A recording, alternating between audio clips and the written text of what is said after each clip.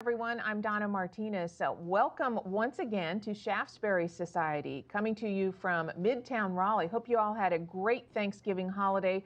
Hard to believe, but Christmas is only a month away. Just can't believe where 2021 went.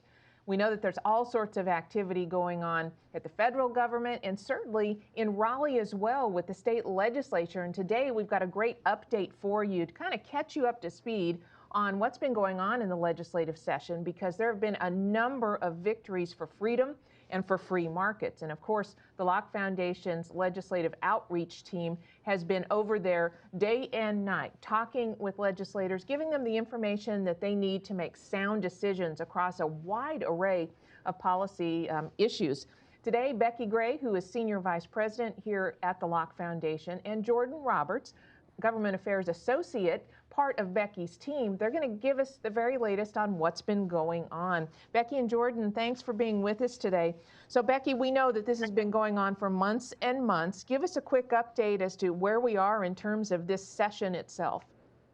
Well, we're almost there. And Donna, I'll share a little secret with our viewers today that you and I know, and Jordan knows as well, that we had been trying to schedule this Shaftesbury that was going to be a wrap up of the legislative session for literally months. We had agreed on a tentative schedule, and then Jordan and I had to call you and say, well, not quite yet. Yep. And so when we scheduled this, the end of November, of course, we thought, oh, they'll be well done by this time. We're safe to do it, and we're close enough that we felt like we could do this today. So we're almost there. The General Assembly is back in session today. They are coming back for a couple of days, could be into next week, but most likely they're going to wrap things up just in the next day or two.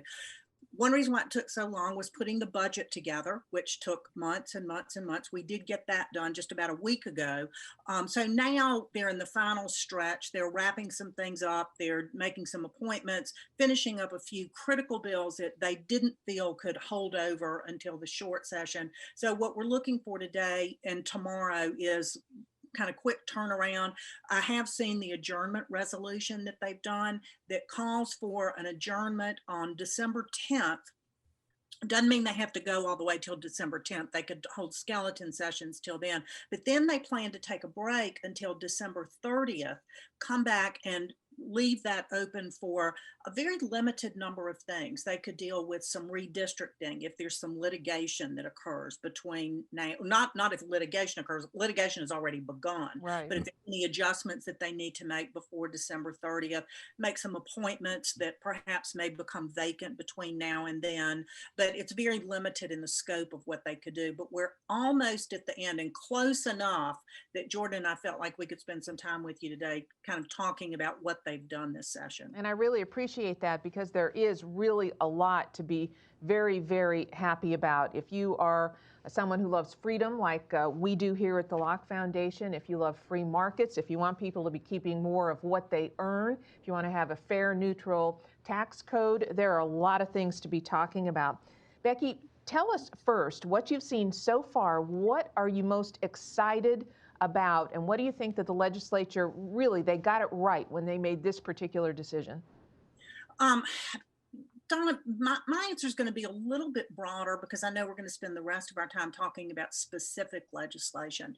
But in my view, the biggest victory for freedom lovers and liberty lovers is the momentum and the continuation of policies that have been put into place for the last decade under a more conservative leadership that we've seen at the General Assembly.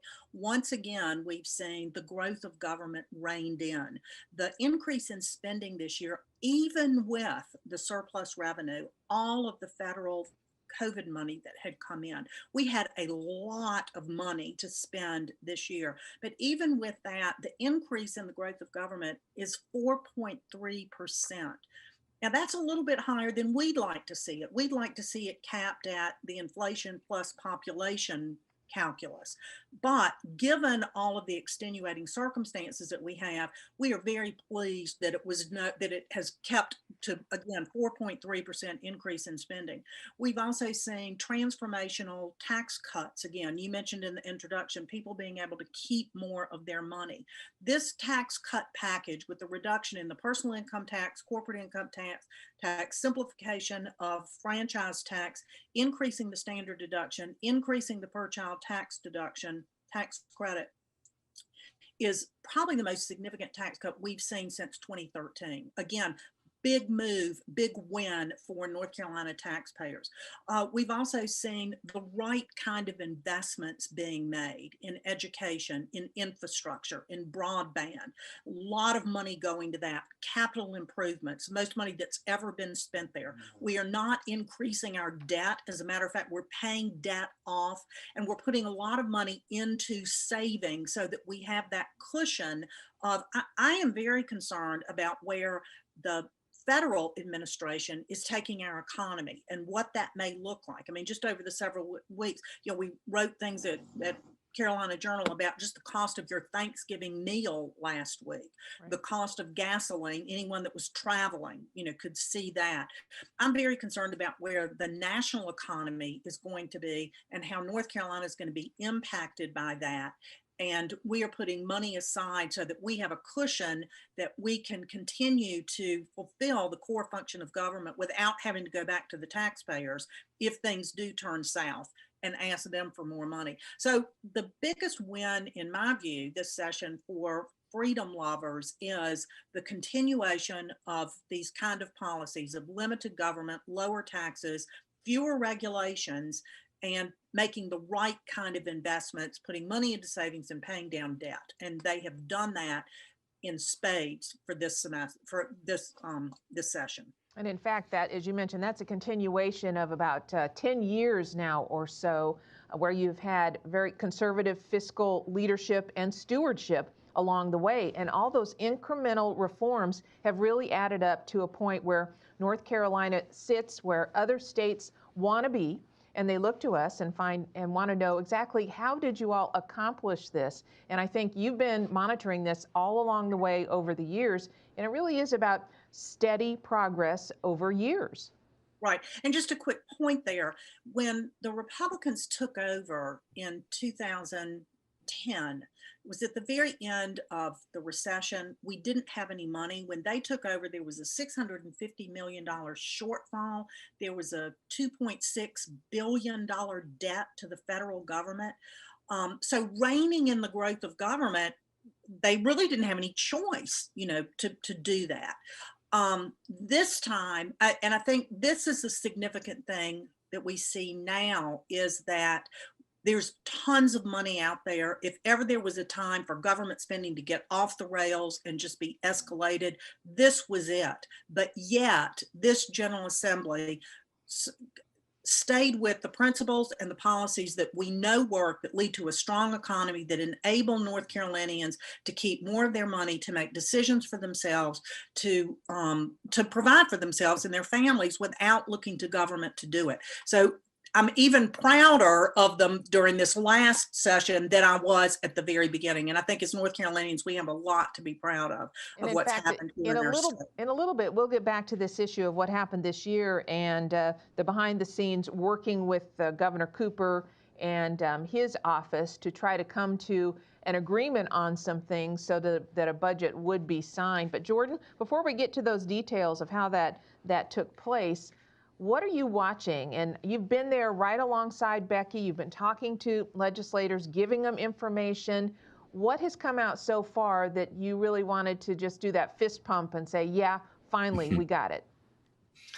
Yeah, that's right. This is my first year on the government affairs team, and it has been quite eventful. But I'm very, very thankful. I've learned a lot. But yeah, it's been a great session. Like we've said, for those that place a high value on freedom and liberty. And I just want to echo something that Becky said about reining in the growth of government. I think one of the most impressive things is that with all this COVID money coming in and the surpluses we've had, we've seen a lot, most of the spending be in non-recurring fashion instead of recurring. So that, gives one-time money out rather than growing the size of government and locking in North Carolina's government to an obligation to pay for these things in perpetuity. So I think that's something that should be echoed here. Also, the tax cuts, it's just hard to understate how important those are going to be for North Carolina's economy and those who need tax relief the most. But I think, there's been a lot of broad sort of topics that have been addressed. And I think one that's really important, I know to us at the Locke Foundation, to a lot of others in the state, is occupational licensing. And especially during this a time of COVID, where folks are losing jobs, people are switching professions, and need to make money as soon as possible, that licensing often gets in the way. And we saw a lot of bills, a lot of work done on occupational licensing this session. And that looks like either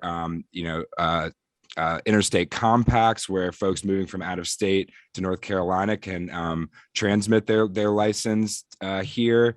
There's a lot of talk about training and scope of practice, what different professions can do. One of the first bills signed this year was about dental hygienists administering local anesthetics, and there was a lot of bills in healthcare that dealt with sort of that scope of practice and training issue. So I think that was just a general recognition by the General Assembly that there is a lot of hardship for folks who are licensed workers, and they really need as much flexibility as possible. And then, another thing on healthcare, something that we've been very supportive of here at the Locke Foundation, is certificate of need reform. And we finally got some incremental certificate of need reform this year, but we will take it because every little bit helps. The bill that got signed into law this year was it raised the thresholds on a number of different facilities that would trigger that certificate of need requirement, so more people can become healthcare entrepreneurs and build new facilities without getting that state permission slip. So that's another one too. And then there's two more that I want to hit on here. The first one, not many people probably know about this because it was tucked in a larger criminal justice reform bill, but something that we've been, and I know Becky's worked on this for a number of years, but we finally got something that the Locke Foundation has been very supportive of, a recodification commission signed into law. And this, a lot of people this isn't the sexiest thing that government can do, but what this commission is going to do is look at all of the laws in North Carolina, eliminate duplicative laws, eliminate overburdensome laws. And I can't think of anything greater for freedom lovers than reducing the amount of laws that you can break and get in trouble with the government. So I think this is going to be just transformational for North Carolina. We wish the best of luck to those on the commission to get this heavy lift done to clean up North Carolina's criminal code and keep more people from dealing with these types of issues. And then the last one that I know has been, very important to a lot of our listeners and supporters here, but that's emergency management reform. From the beginning of the pandemic was sort of this overarching question of, who has the power to pull these levers in government of shutting down the state, shutting down businesses, deeming people essential or non-essential personnel. And, I think it's been a very robust debate, but, finally in the budget, after the governor has vetoed one bill already, there is emergency management reform language in the budget. Now it's a little bit different than what the bills were that went through the General Assembly this year. It extends the amount of time that the governor has before he needs Council of State concurrence. And it also brings the General Assembly into the mix. Again, after a certain period of time, 60 days, the emergency order would need to go to the General Assembly. And, again, this goes back to the governor sort of using an ambiguity in the Emergency Management Act at the beginning of the pandemic to, sort of exert power over the whole state to shut down businesses. And so now we've brought the Council of State, brought the General Assembly into the fold so that there's not just one person unilaterally making decisions about the entire state, all 100 counties. So that was a lot, but there's a lot to be excited about after this session. Becky, frankly, I was a little bit surprised that Governor Cooper signed this budget, knowing that it had some reforms in it that Jordan just mentioned regarding the governor's powers. And it's not just Roy Cooper, but any person who sits in the governorship in North Carolina. And Roy Cooper has been resistant to that. He has held on to that emergency power that was first put into place in March of 2020, and that's still active. So something must have happened behind the scenes, some sort of negotiation or relationship building, perhaps consensus building behind the scenes that was different this time around than before. And we don't really know, because some of those conversations, of course, took place behind closed doors, and where the governor and his advisors may have discussed and come around on this, we don't know. A couple things to point out, though, is this. First of all, Governor Cooper did veto several attempts by the General Assembly to rein in that power, beginning as early as, I think, the first bill, Jordan, wasn't it in March or April, that the General Assembly passed one to say that the Council of State would have to be consulted. And the governor has vetoed this numerous times from the very beginning with the budget negotiations. He said, I don't want you messing with my emergency management powers. So, a couple things happened, I think. One is moving the effective date to January 1st of 2013. Or 2023. 2023, I'm sorry, yeah, gives him a lot of runway, to do this. Of course, when he signed that, we didn't know about this new variant that they have now discovered. But, a week and a half ago, I think we were all pretty hopeful that we were at the back end of this pandemic and that these measures may not be needed again. I think that had something to do with it. The other thing, as Jordan laid out what the new process would be under this change in the emergency management, the governor, whether it's Governor Cooper or whoever, Mark Robinson, whoever the governor, Pat McCrory, whoever the governor might be, would have this. But that the governor has that power for a certain amount of time, and then it goes to concurrence with the Council of State.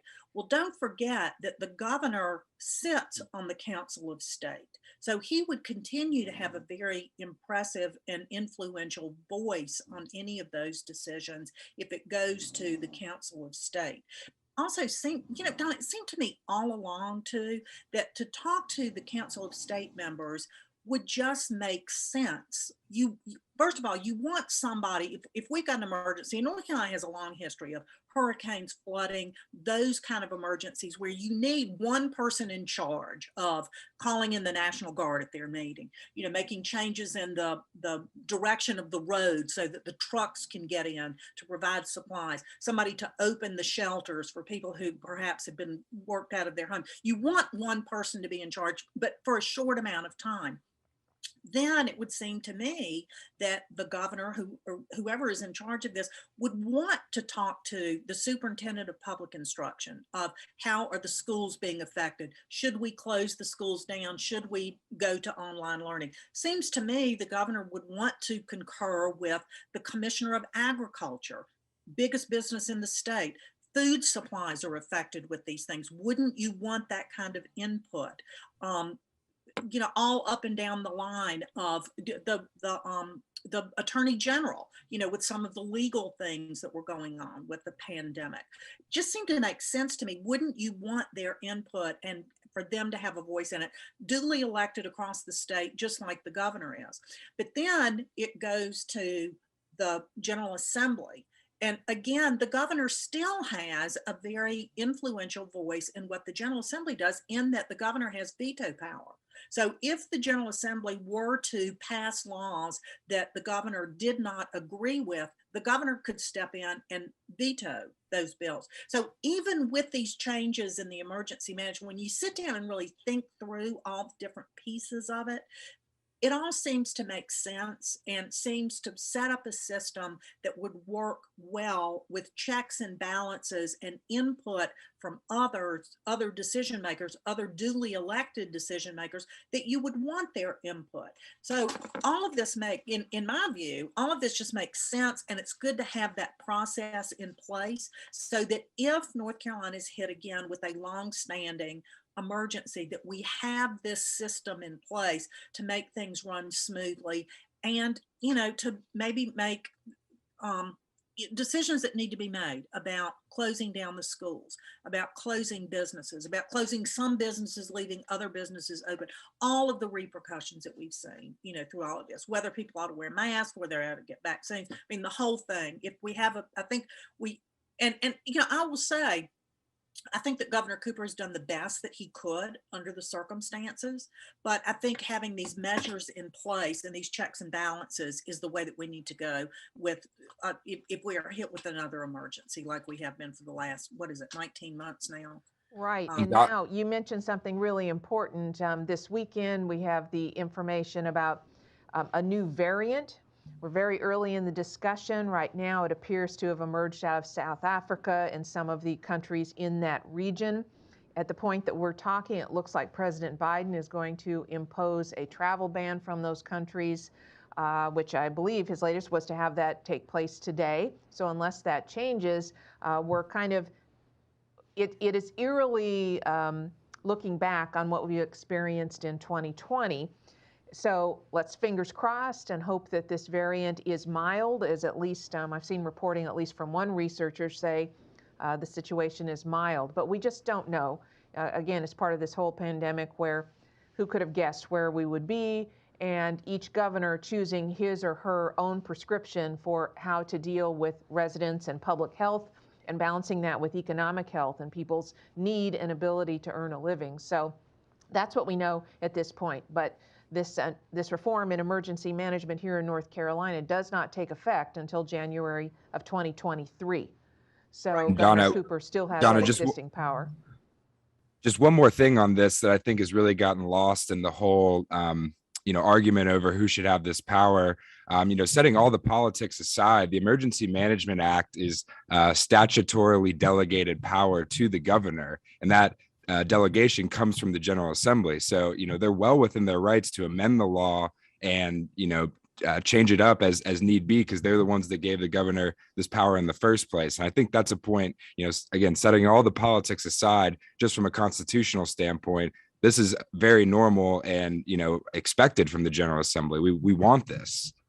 Yep, Jordan, you're exactly right. And let me just add to this, the point that you just made, the governor alluded to that he will challenge that and challenge that reasoning, because Donna, you asked, why did the governor sign this? It was in the budget. He had said he wouldn't sign anything that had the Senate. Why did he sign it? What happened? When he signed it, he said specifically there were things in here that he thinks the courts will sort them out. And I think he was referring to this and probably a couple other things. But Jordan's point of the General Assembly is well within their authority, the constitutional authority that they have. I think we're going to see a challenge to that. And I think that the governor is going to challenge this change to the Emergency Management Act. It will most likely go to, I would suspect that it would end up in the North Carolina Supreme Court, which is just another reason, another example of why who sits on the courts, who our judges are, is critically important to so many things that touch our lives every single day. And I think the parameters of what happens in an emergency and who is making those decisions, we've all been impacted by the decisions that Governor Cooper has made over the last 19 months. And this could very well end up in the court. And so who sits on those courts, and particularly the North Carolina Supreme Court, is critically important. And I think this is just another illustration of how important that is. And I do want to point out one thing on this issue of this, the new variant that was discovered in South Africa. Dallas Woodhouse of Carolina Journal is the first to report on a Raleigh family that's actually stranded in South Africa amid this global COVID travel ban. If you go to carolinajournal.com, you can find Dallas's story right there about the family, and it actually is Raleigh actress Lauren Kennedy Brady and her family. They're stuck in limbo halfway around the world. This is a story that you want to make sure that you read, carolinajournal.com, written by Dallas Woodhouse. And so we're hoping for the best for that family, to be able to get them out of that region of the world and back here to North Carolina. Becky and Jordan, one of the things that I've been paying close attention to over the last several years when it comes to budgeting is something that I think a lot of people miss, and that is the importance of the reforms in the tax code, so that people who are of moderate income and low income are able to have a better opportunity and a better chance of keeping the most of the money that they earn, because it means so much more when you are on a very modest income. And hey, I'm the first to tell you that's the way I grew up. And when I was first out of college, it was penny to penny. The legislature here and the Republicans have focused on this for a number of years now, and they've done it through what's called the zero tax bracket or the standard deduction. And I think maybe that some people don't realize the incredible importance to helping the most vulnerable among us that the Republicans there have really, really focused on, and they've done it again. Help us understand what they've done and what it means. Yeah, Donna, this is, you're referring to the standard deduction, or some people call this the zero tax bracket, where the first certain amount, I think for a family of four, I don't have this in front of me, Jordan, you may have to help me. I think it goes from $22,000 to $25,000. Do I have that? The increase? Close. It goes from currently right now, the first $21,500 are not exempt or are exempt from tax. And for families filing jointly, that'll go to $25,500. So that's the first $25,000 of your income is exempt from taxes, that zero tax bracket. So this is giving tax cuts, tax breaks to the people on the lower end of the income scale. This makes a big difference to folks. And so the General Assembly has recognized that. At the same time, they have will be reducing the personal income tax rate so that everyone who pays personal income will pay less money than the standard deduction is on there. And there's an increase in the per child tax credit, which is a nod and an acknowledgement that children are worth an investment, that is a capital investment that people make. And so there's a recognition of that too, that families matter.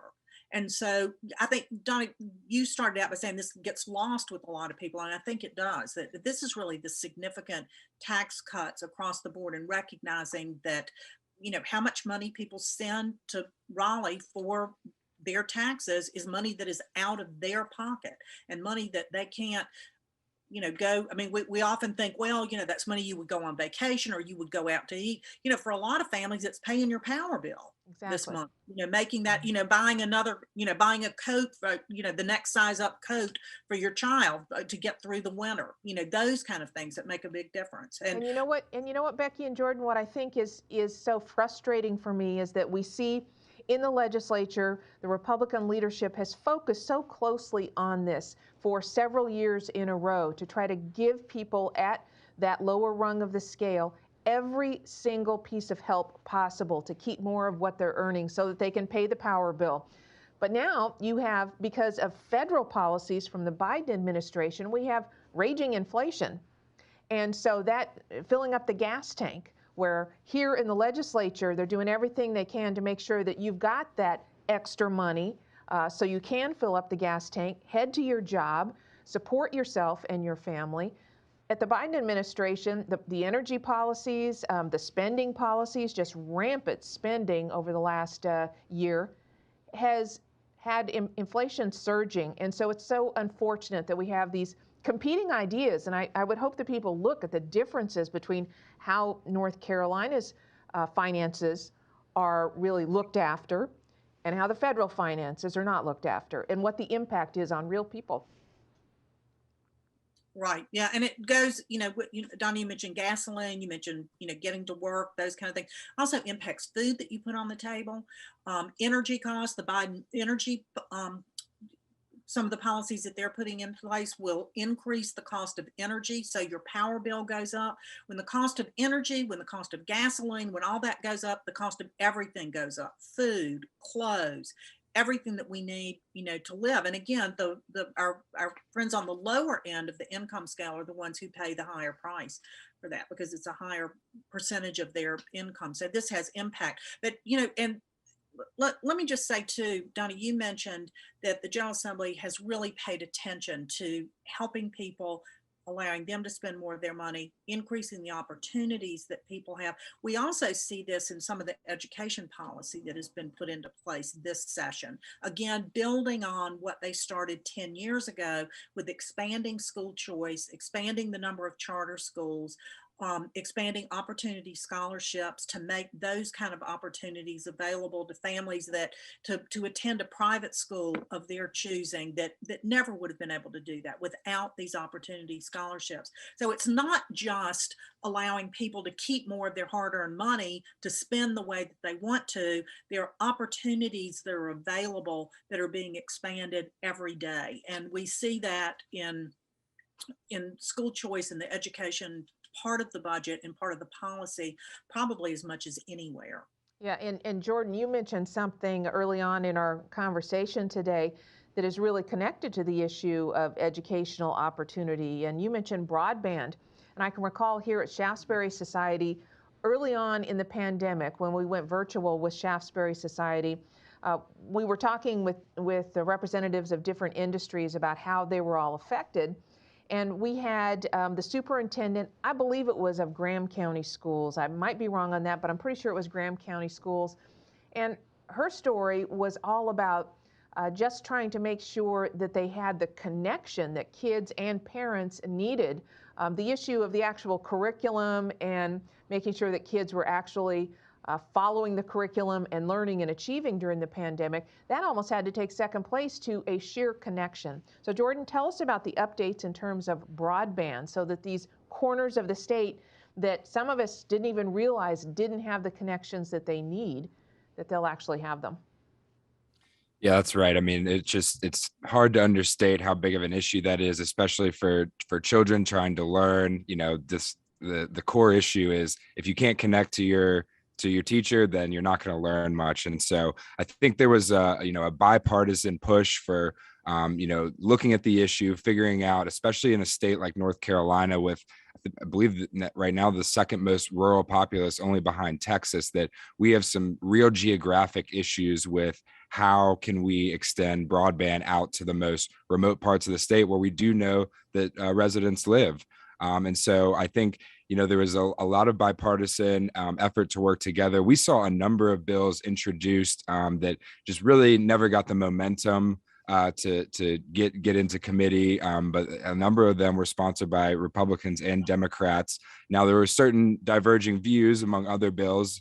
For instance, there was a few bills that would try to get municipalities more involved, and of course, at the Locke Foundation, we believe the public sector should try to stay out of it as much as possible. The direct allocation of broadband and keep that to more private sector funding, and that's what we saw in the final budget. There's around $840 million for the GREAT program, which gives out grants across the state. And again, like I said, rather than setting up recurring funding streams, these are just one-time grants to set up, get the equipment, get the investment going, and get more connected. And then on top of that, we also had billions in federal money coming down, in these last relief bills, and then including the recently signed infrastructure bill. So I think the investment is not the issue anymore. Now it's a logistics problem of actually getting it set up, getting people to use it. And another thing with my background in health, I have to mention this, but another thing too we saw was the growth of telehealth during the pandemic. And again, without broadband, your ability to connect to a doctor is only as good as your connection. And so without that, that just basic connection to internet, that's a real problem. So I think between all the investments and just the sheer desire from across the spectrum of politicians to work on this issue, that we're going to see some real improvements over the next coming years and decades. But then also just one more point on the need to not get governments too involved and set up these recurring streams of funding.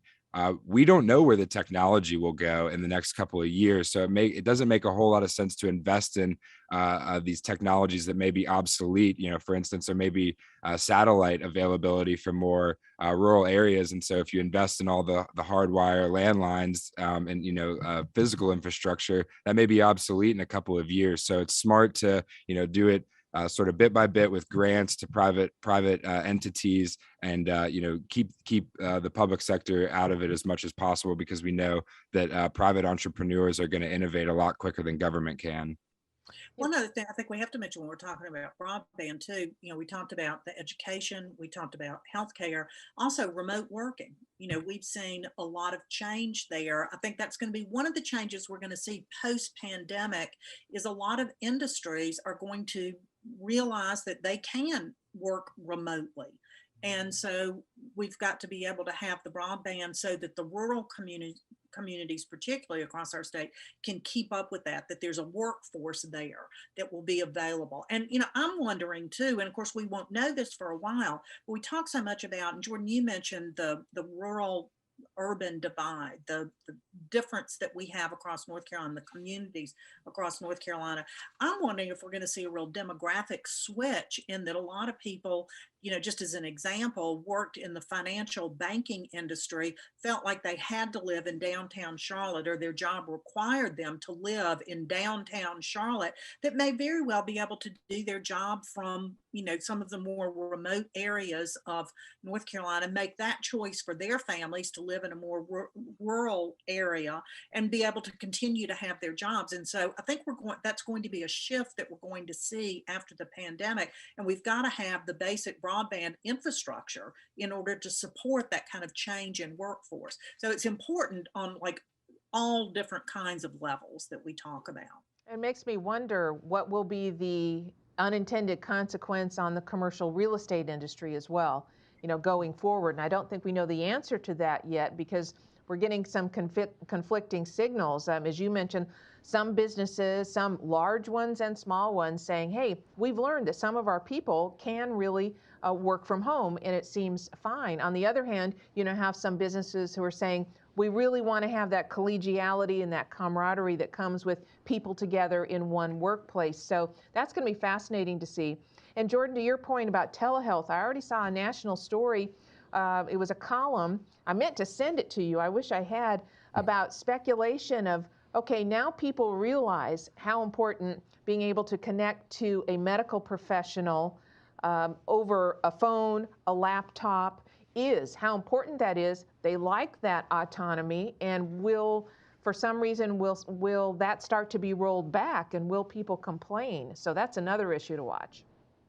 Yeah, absolutely. And, I think the main thing to mention about telehealth is that it's not for everyone, but, everyone likes to get personalized care. And so if you like that option, you should be able to have it. And, that goes back to the broadband issue. But then again, on the federal and state level, we have issues of, insurance reimbursement, who can use telehealth, what providers can use telehealth, and then on the insurance side, if they'll pay for certain telehealth visits. But I think this is all part of an ongoing conversation and sort of this transformation into a more digital world. But going back to what I mentioned at the beginning about licensing freedom, we were supportive of a bill, House Bill 868, called Telehealth Licensure Reciprocity. And what this bill would do is sort of knock down a barrier for out-of-state providers to treat North Carolina patients. And again, tying this back in with the rural urban divide, urban areas have plenty of providers now.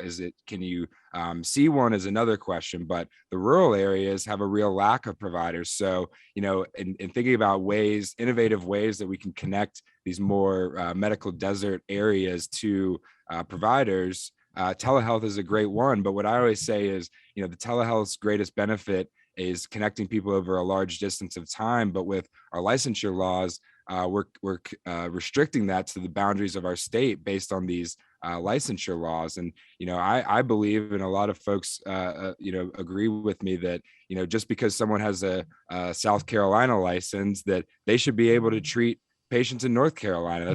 You're going to get the same care. And so we should knock down these artificial barriers like state lines. But that's something that is going to continue to be discussed as it becomes more comfortable and ingrained in our healthcare system. But I think it's imperative we think about licensure in the discussion of telehealth. Yeah, Jordan, I think you're exactly right. And something that we heard more and more about during this session, and Donna, this is not as much as a review of what has happened, but a preview of what has happened in the healthcare space, and talking about things with the pandemic, with the shutdown, with the closure of the schools, all of those things. We heard a lot about mental health and mental health issues with everything from college students to people who had been, their businesses have been closed, to, elementary age students. I mean, and just the impact of people losing loved ones during the pandemic and not being able to be with, I mean, it just goes on and on, but we saw a real realization of the mental health crisis that we are in. And I'm not sure that we even know the extent of that yet, but that's an area of medicine where telehealth could really help. And again, Jordan mentioned these medical deserts that we have across North Carolina, where there are no mental health providers in some of the areas in North Carolina. But if we could connect them through their computer, through a telehealth visit, Jordan said, I mean, it's not for everybody, it's not for every area of practice, but for a lot of it, it is. And so I think we're going to have to look at how can we use this new tool that we have in our toolbox to provide healthcare with telehealth to bring down the cost and to increase the access of quality care, particularly as we begin to look at how are we going to tackle the mental health issues that we're going to be having, the problems that are associated with that. Speaking of the issue of really bringing down barriers, expanding access to care, and trying to make sure that people have an opportunity to make sure that their health, physical and mental, is in good shape. It's no secret that here in North Carolina, Governor Roy Cooper and his some of his Democratic colleagues very supportive of expanding the role of government in providing health insurance and health care through the state's Medicaid program. The Locke Foundation has said, look, there's a problem, but that's not the answer, and there are other ways to go about making sure that people have access. And you and Jordan have been talking about some of those ways. But this budget does not expand Medicaid. Yeah, that's right. And that's, that was the biggest sticking point, or one of the biggest sticking points, that back in 2019 left the state without a budget. Governor Cooper, dug in and said, I'm not signing a budget without it, among other things. And legislative leaders said, okay, well, that's fine. We won't, not going to have a budget. But again, I thought it was sort of odd this year. There wasn't a lot of discussion about it until the end, right near where the budget discussions started to come up. And, there was a lot of reports that the Senate Republicans might have warmed to the idea a little bit more, and that it might be part of the final negotiations. But throughout the process, the House reports coming out about what their caucus was deciding was that it was, they did not have the votes, and that there was a lot of House members that wouldn't sign a budget with Medicaid expansion in it. Ultimately, the Republicans did not include Medicaid expansion in their conference report, but included in the conference report is sort of I think a wink and a nod to the governor that they will study the issue again. And in next year, there's a joint legislative committee set up to look at healthcare access in the state, which also includes Medicaid expansion. And the directive in that part of the budget is to bring a bill forward. So I think, fortunately for us at the Locke Foundation that, are against Medicaid expansion, it's not in this budget. But then again, it's an issue that's not going away. So I think the fight is far from over, and that we'll see it come up again next year. Becky, the issue of giving access to care and access to insurance for people who are largely this expansion population, able-bodied adults who don't have children at home to support, that there are so many other ways to approach that for affordable health insurance and care. I know that you've been working on this for years, and I suspect that you'll be talking with legislators going forward. As Jordan said, it's not an issue that is over. Well, no, it is far from over. North Carolina is one of only 12 states that has not expanded Medicaid. So there's a tremendous amount of pressure. One of the new wrinkles in this argument, Jordan alluded to the fact that we were hearing that the Senate might be amenable to some sort of Medicaid expansion. We heard this in the final days of the budget negotiations. And what precipitated that was a movement from the Biden administration that have said, we call it the Biden bypass, but that the federal government will go into those 12 states. Again, North Carolina is one of those. It has not expanded Medicaid, and the federal government will take over the Medicaid system and they will expand it. That North Carolina legislators and thought leaders like the Locke Foundation will have absolutely no say-so in it. The federal government will just come in and take it over. The other thing that the federal government's been doing is offering enticements, financial enticements for states to expand Medicaid so that it won't cost the state anything, which we know, it's like that $1 trillion budget doesn't cost anything. Right. Where do you think the federal government gets their money? It's from those of us that are paying the taxes. But it is something that's going to continue to go on. And if the problem that we're trying to solve is that people can't afford health insurance because the cost of health care is increasing so rapidly, then let's look at the ways to rein in the increasing cost of healthcare. And some of those things that Jordan's written about extensively are, Jordan mentioned earlier, removing some of the barriers to competition with the certificate of need laws, to increase the access to care for additional medical providers, whether those are advanced practice nurses, whether it is, midwives, whether it's dental therapists, whether it's those kind of medical providers, to remove those barriers, licensing from other states so that someone can move here and begin to practice next day. All of those kind of things, removing some of the mandates from insurance companies, allowing insurance companies more flexibility in offering plans that meet individuals' needs at cost that individuals can afford, so that you've got more competition, that it's more market driven rather than government driven. Those are the kind of things that I think would improve that. But I think that the pressure from the federal government, the enticements of money from the federal government, and then just the threat that the federal government's going to come in here and take it over. And this is what you're hearing from the Biden administration. These are real things that North Carolinians need to pay attention to. And I know some of the things, because Jordan and I have met with some of the healthcare leaders in the General Assembly, and some of the things they're thinking about is, okay, are there some caveats that we can put on this? Donna, you mentioned a big part of the Medicaid expansion population are able-bodied, childless, working age adults. Are there things that we can do to ensure, to try to get people off Medicaid rather than getting more people on Medicaid? Things like, are you working on a GED? Are you attending classes at a community college so that you can get a job, so that you can get health insurance through your employer rather than depending on the government to provide all of that? Some of the other things that have been batted around are work requirements that, you would have to have a job in order to get that. Now, I think, Jordan, you've been keeping up with that. Some of those ideas have been shot down in the courts. So all of this is, out in the open for discussion. But to Jordan's point, this is far from over. And again, in the budget that the governor signed that has now been enacted, it has a provision in there that Medicaid will continue to be studied between now and the short session, and that there will be a bill proposed for consideration during the short session. And in our conversations with legislators, if there were to be a Medicaid expansion bill that would be a standalone bill before the General Assembly, it would likely pass with bipartisan support. So it's what I think is another fascinating component to that, and you touched on it, Becky. The Medicaid program, as I understand the history of it, is really meant to make sure that vulnerable populations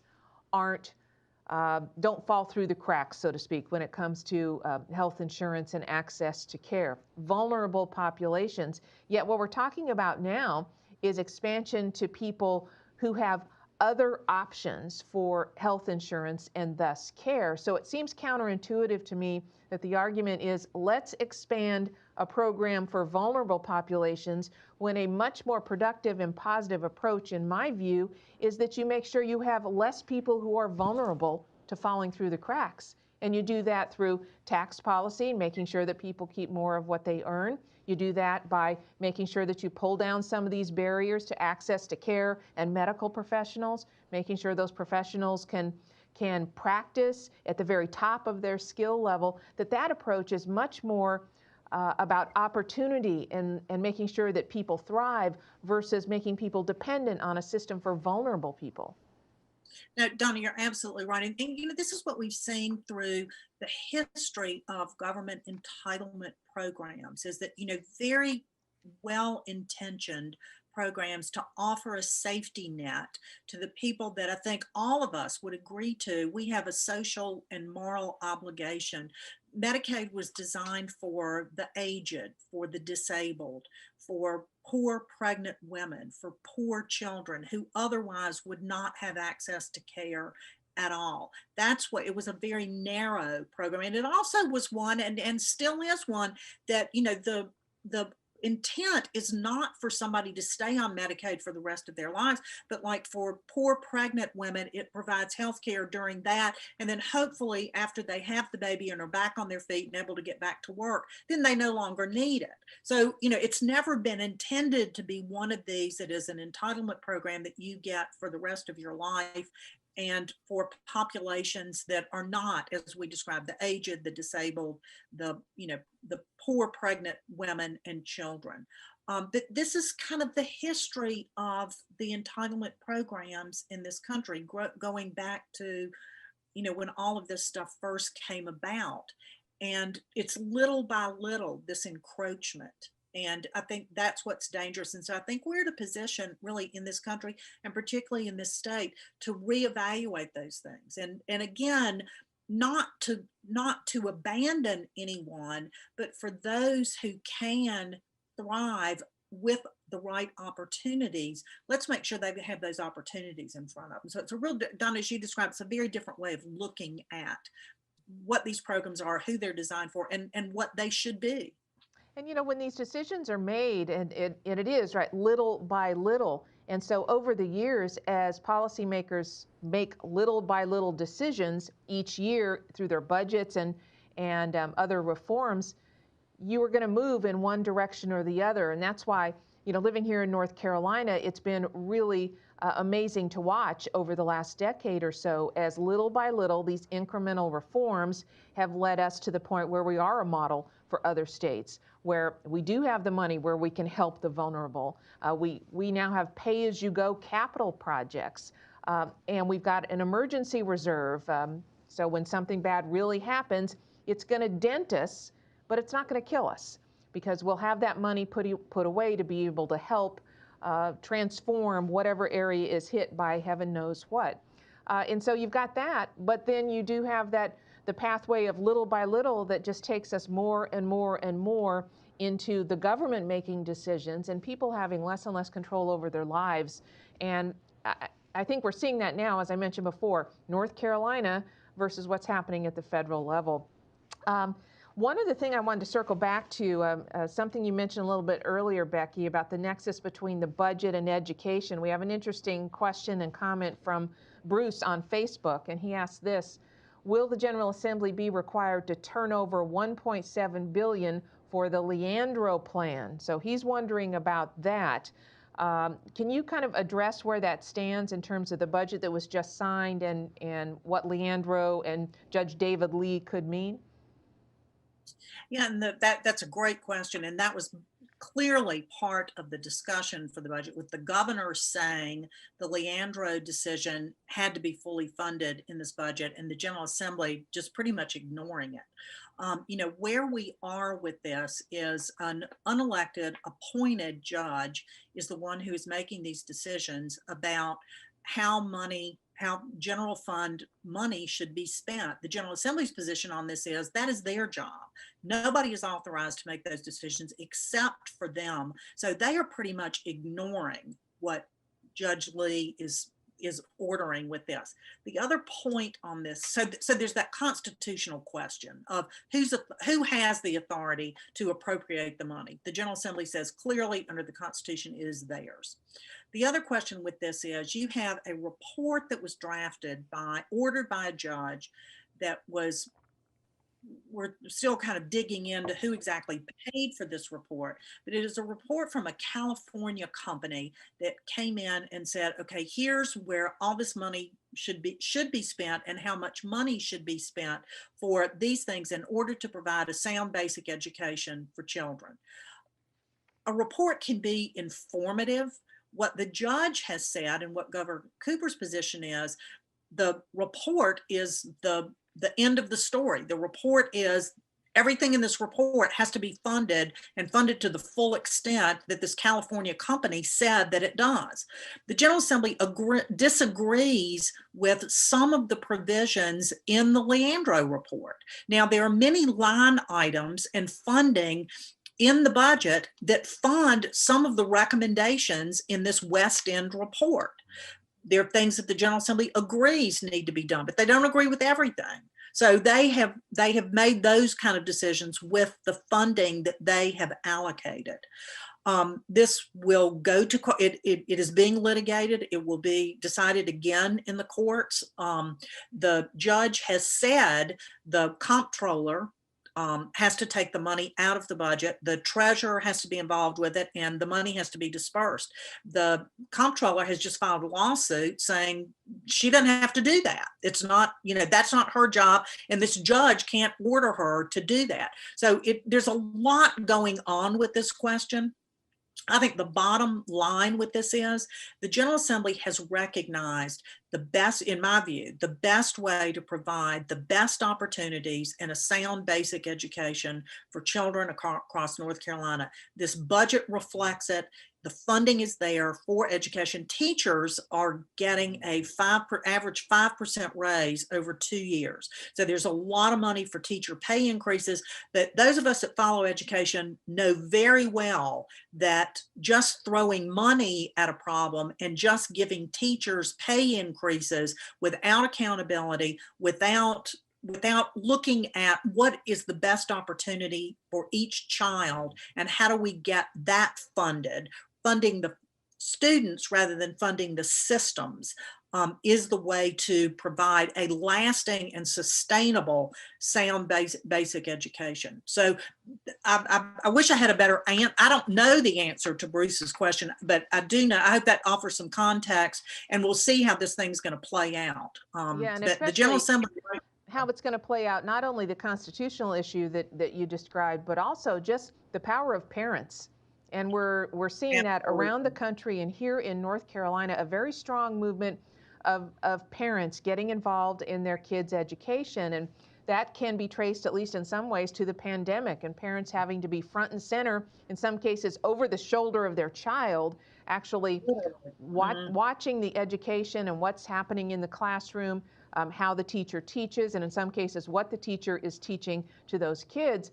And it really seems to have bonded a lot of parents, or maybe re-energized some parents to having a more direct connection. And that direct funding of students, to me, is tied squarely to the direct involvement of parents. So we'll see if they put some pressure to move and change the way that we actually approach education in our society. As we wind down our time here, I want to make sure that we get a thought from each of you about what to expect later on this month and into the first of the year. Maybe your hopeful look for if there's something else that you would hope is accomplished in this session before it finally does close out, what that might be, or the issue you want them to keep talking about. Jordan, let's go ahead and start with you. Well, I think looking towards the next session, some of the work that we've done this year and some of the bills we've been supportive of come in the form of constitutional amendments.